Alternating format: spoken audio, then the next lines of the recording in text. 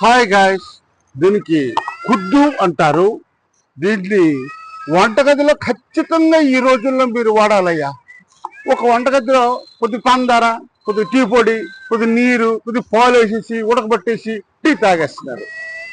దానివల్ల ఏం ఉపయోగం ఉంటుంది?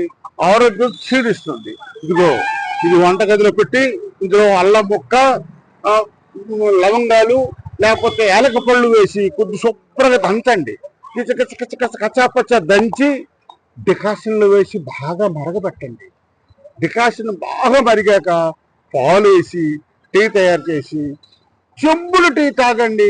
ఆ రోజంతా ఆరోగ్యంగా ఉంటారు.